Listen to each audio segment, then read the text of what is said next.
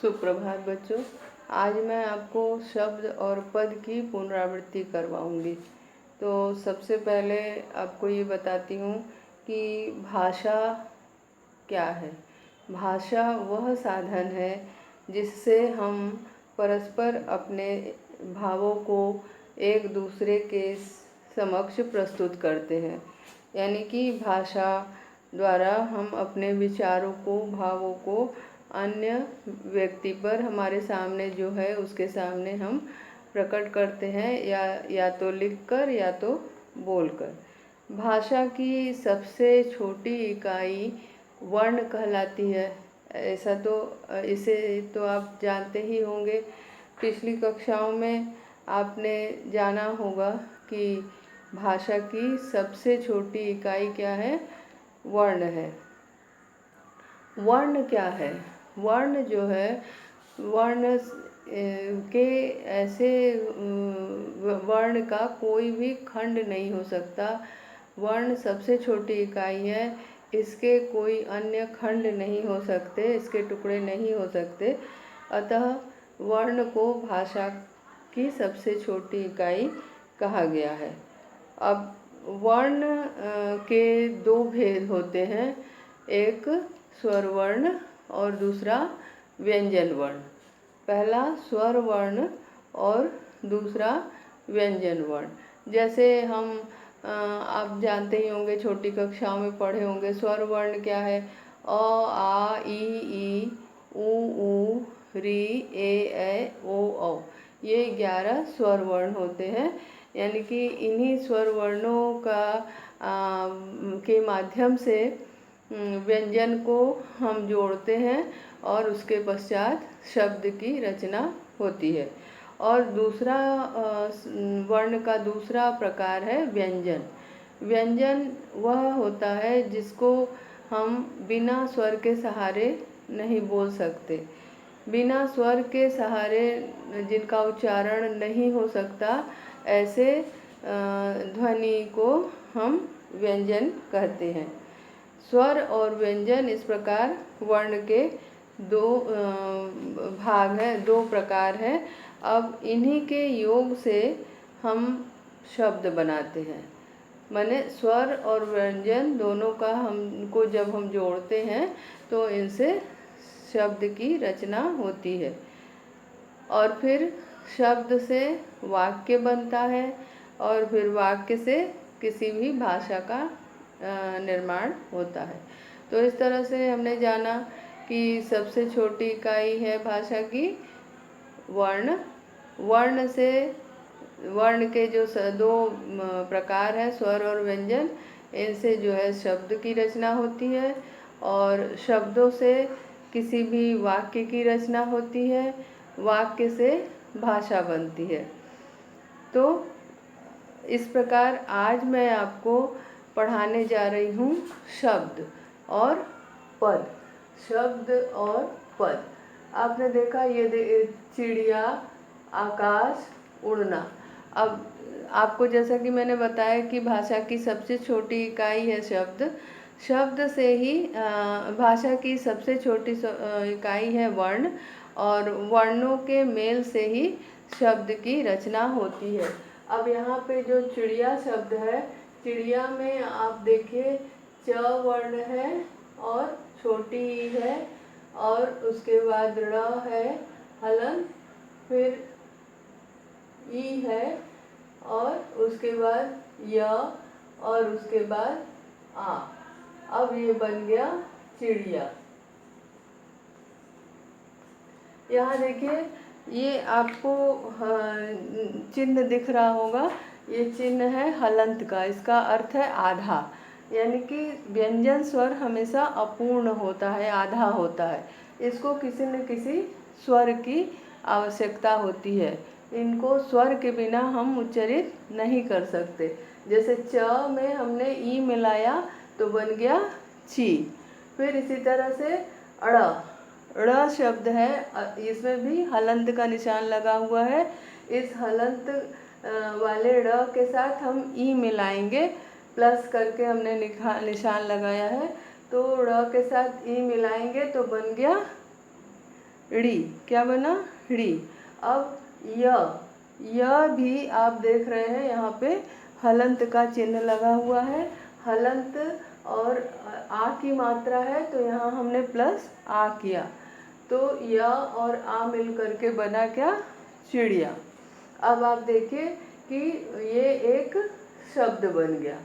इतने वर्ण इसमें, ये व्यंजन वर्ण है, ये स्वर वर्ण है, फिर ये व्यंजन है, फिर स्वर है, फिर ये व्यंजन है, फिर ये स्वर है। तब आपने देखा कि जैसा कि मैंने बताया कि बिना स्वर के सहारे हम व्यंजन को उच्चारित नहीं कर सकते। तो ची की ध्वनि जो निकल रही है उसमें ई स्वर है। तो इस तरह से ये चिड़िया शब्द बना।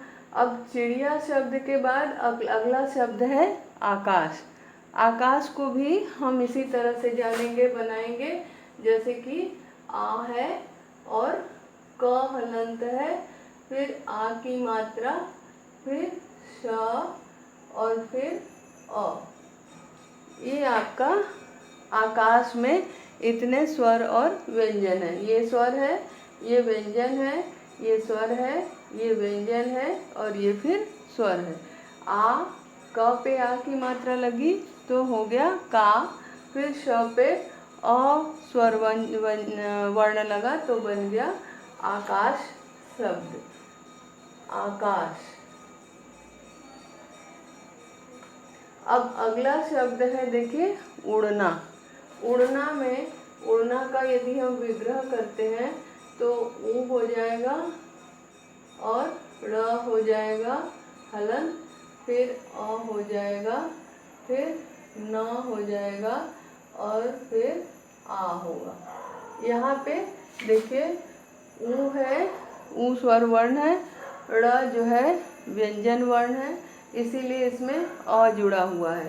फिर न भी व्यंजन वर्ण है, इसीलिए इसमें आ जुड़ा हुआ है और ये बन जाएगा उड़ना। अब ये तीनों स्वर जो है, तीनों शब्द जो है स्वर और व्यंजन के मेल से बने हैं, आकाश, चिड़िया और उड़ना। अब आपको ये बता दूं कि स्वर और जब शब्द की रचना हो जाती है तो शब्द क्या होता है कि स्वतंत्र होता है। शब्द जो है, आप देखिए यहाँ पे आकाश, चिड़िया आकाश और उड़ना, कोई भी शब्द किसी से जुड़ा नहीं है, किसी के साथ किसी का कोई संपर्क नहीं है, किसी के साथ किसी का संबंध नहीं है। अर्थात स्वर किसे कहते हैं, शब्द किसे कहते हैं, शब्द जो है वो वर्णों का एक सार्थक समूह, सार्थक और व्यवस्थित समूह, जिससे कोई अर्थ निकले। वह वर्ण का कोई सार्थक समूह जिससे कोई अर्थ निकले, उसे हम क्या कहते हैं, उसे हम शब्द कहते हैं। तो अब आप देखिए चिड़िया से भी अर्थ निकल रहा है और आकाश का भी एक अर्थ है, उड़ना का भी एक अर्थ है, परंतु ये शब्द जो है अभी स्वतंत्र हैं, इनका किसी से कोई संबंध नहीं है। फिर इसी को यदि हम पद बनाते हैं, यहाँ पे है पद। अब हम पद कैसे बनाएंगे, व्याकरण के नियमों से युक्त करके जब हम उसको एक वाक्य का रूप देते हैं, माने व्याकरणिक नियमों के प्रयोग के द्वारा जब हम किसी शब्द को वाक्य में प्रयोग करते हैं तो वे क्या बन जाते हैं, वे पद बन जाते हैं। ठीक है, तो यहाँ पे देखिए ये वाक्य बन गया, चिड़िया आकाश में उड़ती है। ठीक है, तो यहाँ पे चिड़िया आकाश में जो है ये व्याकरण के नियम के अनुसार जुड़ा है और सब शब्द जो है आपस में एक दूसरे से जुड़ गए हैं। चिड़िया आकाश में यहाँ परसर्ग है, कारक चिन्ह, तो इस कारक चिन्ह के साथ इसको और उड़ना क्रिया को जोड़ दिया गया है। फिर आप यहाँ देखिए, ये उड़ना जो शब्द है, इस उड़ना शब्द को हमने बना दिया उड़ती है। जब हमको वाक्य में किसी भी क्रिया का प्रयोग करना होगा तो हम क्रिया को अपने काल और उसके अनुरूप माने आवश्यकता के अनुसार उसको कालों में परिवर्तित कर देते हैं। कभी वर्तमान काल में, कभी भूतकाल में, कभी भविष्यत काल में। जैसी उसमें आवश्यकता है वैसे ही काल को हम विभक्त कर देते हैं। तो अब क्या करते हैं कि चिड़िया आकाश में उड़ती है। आपने देखा यहाँ पे व्याकरण का नियम लगा है, यहाँ पे व्याकरण का नियम लगा है, यानी कि यहाँ पे परसर्ग लगा है और परसर्ग से इस शब्द को और इस शब्द को, आकाश को और उड़ना शब्द को जोड़ दिया गया है। उसी तरह से उड़ना, यहाँ पे उड़ना है जो कि स्वतंत्र है, इसको हमने बना दिया है उड़ती है। ठीक है, तो उड़ती है ये एक क्रिया बन गई और ये वाक्य को पूर्ण अर्थ दे रही है ये क्रिया।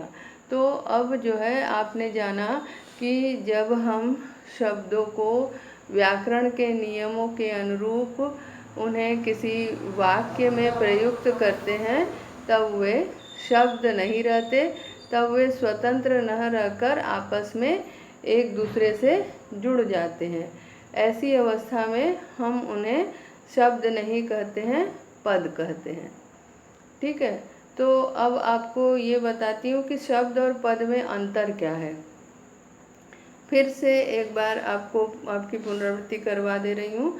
शब्द और पद में क्या अंतर है इसको बताते हुए, प्रत्येक स्वतंत्र सार्थक वर्ण समूह शब्द कहलाता है। ये परिभाषा है शब्द की कि प्रत्येक स्वतंत्र और सार्थक वर्ण समूह शब्द कहलाता है। अब यहाँ आपको बता दूँ कि स्वतंत्र तो आपने जान लिया कि कोई भी शब्द किसी से संबद्ध नहीं होते। अब सार्थक, सार्थक माने कि जैसे कि शब्द दो प्रकार के होते हैं, सार्थक और निरर्थक। जैसे कि सार्थक शब्द है रोटी और निरर्थक शब्द है वोटी। हम दो बोलते हैं रोटी वोटी खा लो, या बोलेंगे पानी वानी ले आओ। तो लेकिन इसमें जो है वानी और ओटी, ये जो है वो शब्द निरर्थक है। तो इनका प्रयोग हम साहित्य में नहीं करते, वाक्य में नहीं करते, क्योंकि ये निरर्थक शब्द हैं।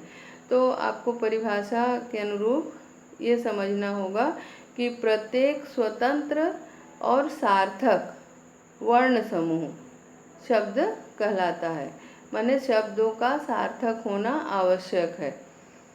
लेकिन जब वह शब्द न रहकर पद तब बन जाता है जब उसका प्रयोग हम वाक्य में करते हैं। जब हम उस शब्द का वाक्य में प्रयोग करते हैं तो वह शब्द न रहकर क्या बन जाता है, पद बन जाता है। ठीक है, तो जिसकी चर्चा आपने छोटे क्लास में की होगी, आपने पढ़ा होगा कि शब्दों के कई प्रकार होते हैं। पिछली छोटे कक्षाओं में आपने पढ़ा होगा कि शब्द के कई प्रकार होते हैं। अब इन प्रकारों के आधार पर हम उनका वाक्य में प्रयोग करते हैं।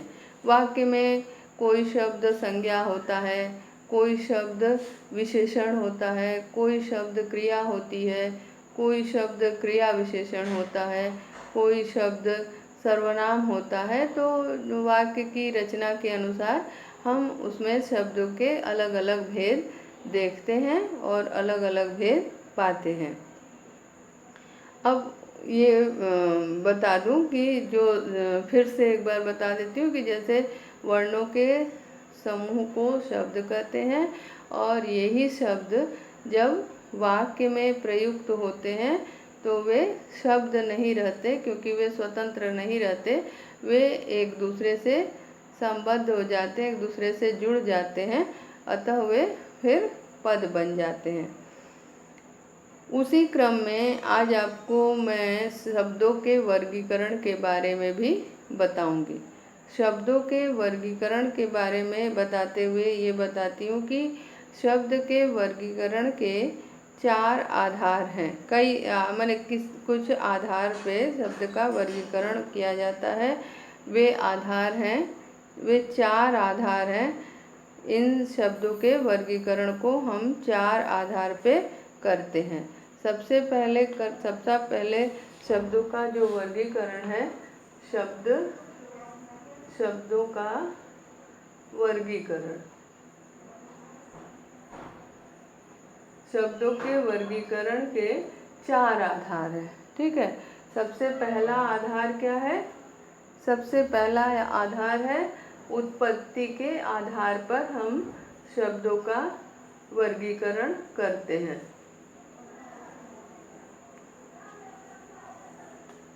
पहला वर्गीकरण का आधार क्या है? उत्पत्ति के आधार पर। 4 प्रकार से 4 आधार पर हम शब्दों का वर्गीकरण करते हैं। सबसे पहला आधार है शब्द के वर्गीकरण का उत्पत्ति के आधार पर।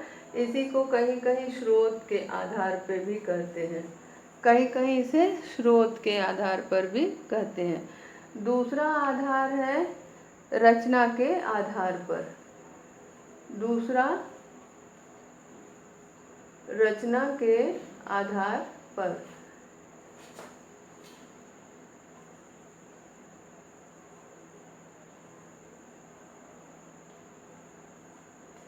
वर्गीकरण का दूसरा आधार है, दूसरे आधार पे जो वर्गीकरण हो गया शब्दों का होता है वह है रचना के आधार पर।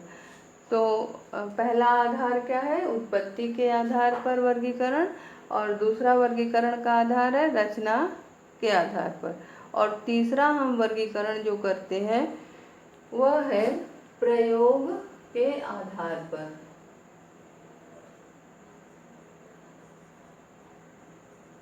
प्रयोग के आधार पर।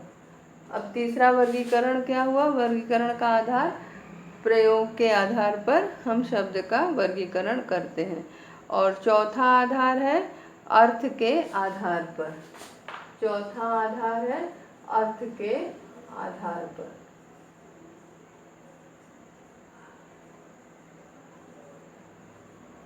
इस प्रकार आपने जाना कि शब्द जो है वह 4 प्रकार से वर्गीकृत किया जाता है।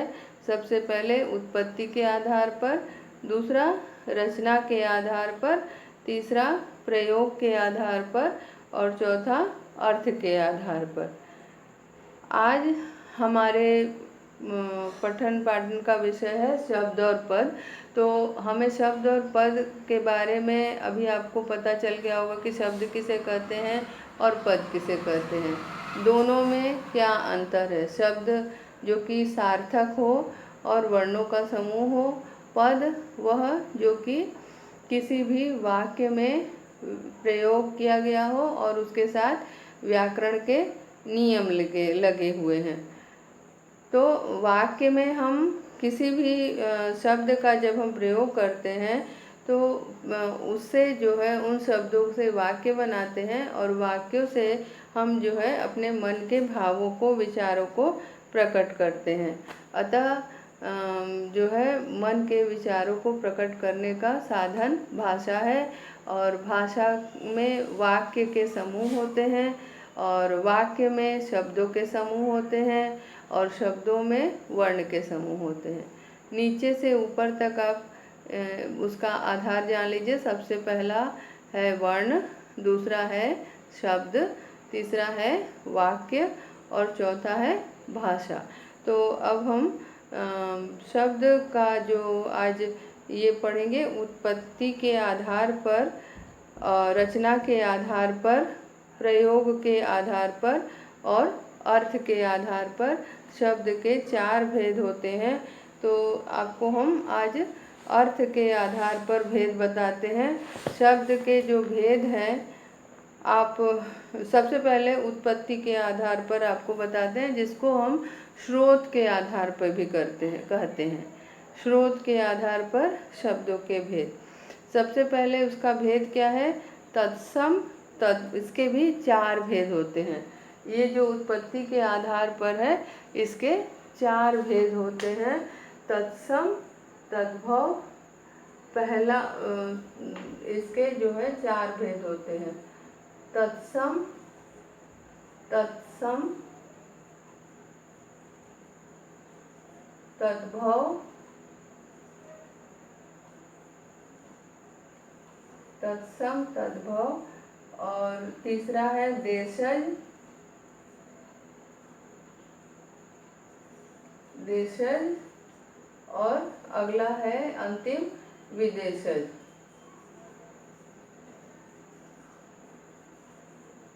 तो उत्पत्ति के आधार पर शब्दों के 4 भेद हुए। वे 4 कौन से भेद हैं? ये जो पहला आपका शब्दों के वर्गीकरण के 4 आधार हैं। 4 आधार में पहला आधार है उत्पत्ति के आधार पर। तो उत्पत्ति के आधार पर शब्द के 4 भेद हुए। पहला है तत्सम, दूसरा है तद्भव, तीसरा है देशज, और चौथा है विदेशज। तो सबसे पहले तत्सम शब्द। तत्सम शब्द किसे कहते हैं? तत्सम शब्द वे शब्द होते हैं जो संस्कृत भाषा से उत्पन्न हुए होते हों। तत्सम शब्द वे शब्द होते हैं जो संस्कृत भाषा से उत्पन्न हुए हों, किंतु ज्यों के त्यों वे शब्द हिंदी में प्रयुक्त किए जाते हैं। ज्यों के त्यों वे हिंदी में प्रयोग किए जाते हैं, उनका मूल रूप में वो प्रचलित है, ऐसे शब्दों को हम तत्सम शब्द कहते हैं। इन्हें शुद्ध शब्द भी कहते हैं कि संस्कृत भाषा के जो ऐसे शब्द हैं जो हिंदी में भी प्रयुक्त होते हैं और अपने मूल रूप में प्रयुक्त होते हैं, उनमें कोई भी हम परिवर्तन नहीं करते, उसे शुद्ध शब्द कहते हैं। ऐसे शब्दों का नाम है तत्सम शब्द। जैसे कि आप हम माने सूर्य बोलते हैं, सूर्य बोलते हैं, ग्रह बोलते हैं, गृह बोलते हैं, गृह, सूर्य, जल, ये सारे, आम्र, आम्र, ये सारे शब्द जो है क्या है? तत्सम शब्द के रूप हैं। अब इन्हीं का जो है ये जो है शुद्ध रूप में है, क्योंकि संस्कृत में भी हम आम्र बोलते हैं और जल भी संस्कृत का ही शब्द है। इसी तरह से गृह शब्द का प्रयोग भी संस्कृत में हुआ है। तो जिन शब्दों का प्रयोग शुद्ध रूप में, जिन शब्दों का प्रयोग संस्कृत में हुआ है, वे अगर उसी रूप में हिंदी में प्रयुक्त होते हैं तो उनको हम तत्सम शब्द कहते हैं। दूसरा शब्द है, दूसरा प्रकार है शब्द का तद्भव। दूसरा प्रकार है तद्भव। वे शब्द जो संस्कृत से उत्पन्न तो हुए हैं, परंतु ज्यों के त्यों हिंदी में प्रयुक्त नहीं होते। वे शब्द जो संस्कृत से उत्पन्न हुए हों, परंतु ज्यों के त्यों हिंदी में प्रयुक्त नहीं होते और उनका रूप जो है बदल जाता है, ऐसे शब्दों को हम तद्भव शब्द कहते हैं। ये कुछ रूप मैंने इसे अशुद्ध शब्द भी कहते हैं। जैसे आपको तत्सम शब्द के बारे में मैंने बताया कि ये शुद्ध शब्द है और ये जो तद्भव शब्द है वो अशुद्ध शब्द है। तो जो संस्कृत से उत्पन्न हुए हों परंतु उनके रूप में थोड़ा परिवर्तन हो गया हो और परिवर्तित रूप में वह हिंदी में प्रयुक्त होते हों, ऐसे शब्दों को हम तद्भव शब्द कहते हैं। जैसे कि आपको हमने बताया कि आम्र शब्द जो है वो संस्कृत का शब्द है और ज्यों के त्यों हम उसे तत्सम में प्रयोग करते हैं, परंतु जब हम तद्भव में बोलेंगे तो उसको आम्र न बोल करके क्या बोलेंगे? आम। ठीक है। जल के लिए हम पानी बोलते हैं। वैसे वास्तव में पानी शब्द जो है हिंदी का नहीं है, वह उर्दू का शब्द है, तो इसीलिए पानी, जल। इसी तरह से आपको सूर्य जो शब्द है वो तत्सम शब्द है, लेकिन हम हिंदी में अगर तद्भव अशुद्ध रूप उसका बोलें तो हम सूरज बोलते हैं। ठीक है।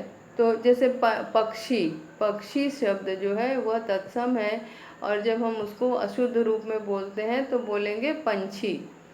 ठीक है। तो पंछी शब्द क्या हो जाएगा? तत्सम, तद्भव, और पक्षी शब्द क्या हो जाएगा? तत्सम। अब ये हम जानते हैं कि जैसे दही शब्द है, हम हिंदी में तद्भव में हम बोलचाल की भाषा में बोलते हैं दही, परंतु दही शब्द जो है वो तद्भव शब्द है। इसका मूल रूप है संस्कृत में जो प्रयुक्त हुआ है तत्सम शब्द जिसे हम कहते हैं वह है दधी। ठीक है, दधी। तो दधी शब्द जो है वो तत्सम है और उसी का तद्भव शब्द है दही। इसी प्रकार से हम जो है शुद्ध रूप में बोलते हैं सत्य, यानी तत्सम शब्द है सत्य, और जब हम उसको तद्भव में बोलेंगे तो हम बोलेंगे सच। क्या बोलेंगे? सच। तो शुद्ध है सत्य और तद्भव में बोलेंगे तो वो हो जाएगा सच। इसी तरह से सूर्य, जैसे कि आपको हमने बताया, तो अब आपने समझ लिया होगा कि तत्सम और तद्भव क्या है। सबसे उत्पत्ति के आधार पर पहला भेद है तत्सम का, जो कि संस्कृत से सीधे सीधे हिंदी में आ गए हैं और शुद्ध रूप में प्रयुक्त होते हैं। ऐसे शब्दों को हम तत्सम शब्द कहते हैं, और जब उन्हीं में उनके रूप में थोड़ा परिवर्तन हो जाता है और आम बोलचाल की भाषा में हम उसको प्रयोग करते हैं तो वो हो जाता है तद्भव। अब तीसरा भेद आपको बता दूं कि तीसरे भेद का नाम है देशज। देशज शब्द जो है ये तीसरा भेद है। तीसरे भेद की परिभाषा इस प्रकार है कि जो शब्द परंपरा से जन जीवन की साधारण बोलचाल की भाषा में प्रचलित हो गए होते हों। जो शब्द परंपरा के अनुसार जन सामान्य की बोलचाल की भाषा में प्रचलित होते हैं, वह क्षेत्रीय प्रभाव के कारण हिंदी में आ गए हैं। जो शब्द, ऐसे शब्द जो परंपरा से जो जनजीवन की साधारण बोलचाल की भाषा के अंग बन गए हैं और क्षेत्रीय प्रचलन के कारण हिंदी में आ गए हैं, ऐसे शब्दों को हम क्या बोलते हैं? देशज। ऐसे शब्दों को हम बोलते हैं देशज शब्द। जैसे कि फावड़ा शब्द है, फावड़ा शब्द जो है वह है देशज। और उसी तरह से लोटा शब्द भी देशज शब्द है। इसी तरह खिड़की शब्द भी जो है वह देशज है। थैला शब्द भी देशज है और सड़क शब्द भी देशज है। तो जो शब्द क्षेत्रीय प्रभाव से बोलचाल की भाषा होने के बावजूद हिंदी में प्रयुक्त होने लगे हैं, ऐसे शब्दों को हम देशज शब्द कहते हैं। चौथा प्रकार है वर्गीकरण का, जो उत्पत्ति के आधार पर जो वर्गीकरण हुआ है उसका चौथा प्रकार है वह है विदेशी या विदेशज। विदेशी या विदेशज। अब हम इन शब्दों को किन शब्दों को हम विदेशज कहते हैं?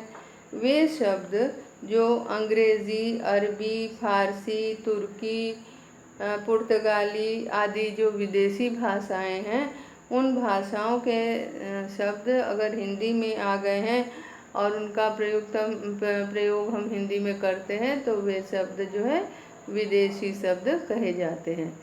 अन्य हिंदी छोड़ किसी दूसरे जगह की भाषा को, जैसे कि अंग्रेज़ी भाषा के शब्द को और अरबी, फारसी, तुर्की आदि के जो शब्द हैं उनको यदि हम हिंदी में प्रयोग करें तो वे क्या हो जाते हैं?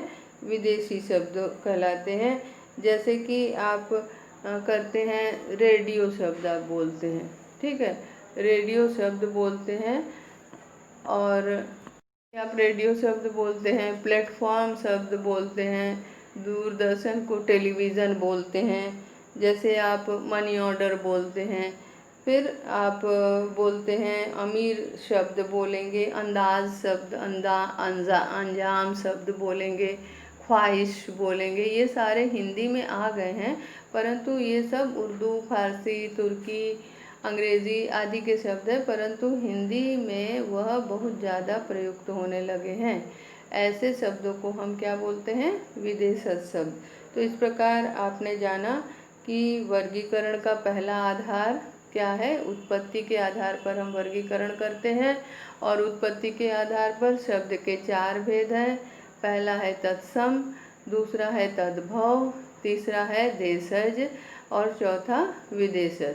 तत्सम शब्द वे शब्द होते हैं जो संस्कृत से सीधे हिंदी में आ गए हों, ऐसे शब्दों को तत्सम शब्द कहते हैं। ये शुद्ध रूप होते हैं शब्दों के। दूसरा, थोड़े से परिवर्तित रूप में अगर हम बोलचाल की भाषा में प्रयुक्त करें तो ऐसे शब्दों को तद्भव बोलते हैं। और तीसरा है लोक प्रचलन में जो भाषा के अंतर्गत प्रचलित शब्द आ गए हैं, ऐसे शब्दों को देशज बोलते हैं। और हिंदी छोड़ कहीं अंग्रेज़ी, तुर्की, फारसी आदि के जो शब्द हम हिंदी में प्रयुक्त करते हैं, ये विदेशज हैं। तो कुल मिलाकर के उत्पत्ति के आधार पर 4 भेद होते हैं। शेष हम अगली कक्षा में पढ़ेंगे। धन्यवाद।